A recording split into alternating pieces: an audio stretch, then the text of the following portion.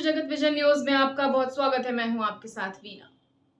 छत्तीसगढ़ में इतने बड़े बड़े गड़बड़ी और घोटाले हुए हैं कि छोटे मोटे घोटालों की तो क्या ही औकात है।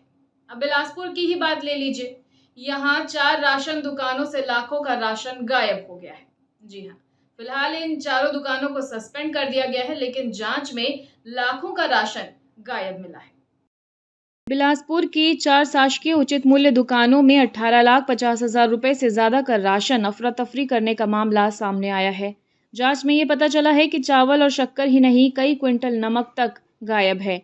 खाद्यान्न गायब करने वाले चारों दुकानों को सस्पेंड कर दिया गया है। जिले के राशन दुकानों में एक एक कर गड़बड़ियां सामने आने लगी हैं। इससे पहले शहर के 5 राशन दुकानों में करीब 55 लाख रुपए के खाद्यान्न की गड़बड़ी की गई थी। लगातार मिल रही शिकायतों के बाद खाद्य विभाग की टीम ने 4 दुकानों की जांच की। भौतिक सत्यापन कराने पर पता चला कि राशन दुकानों में बड़े पैमाने पर खाद्यान्न की हेराफेरी की जा रही है। जांच में कई क्विंटल चावल, शक्कर और नमक की अफरा-तफरी सामने आई है।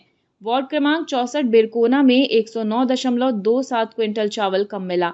इसका बाजार मूल्य 4,58,553 रुपए बताया जा रहा है।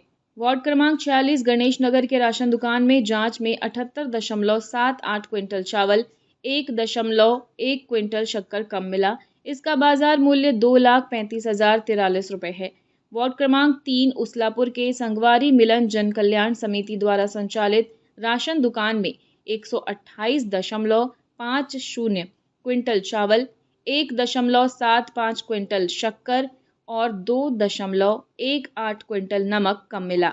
इसका बाजार मूल्य 5,49,128 रुपए बताया जा रहा है।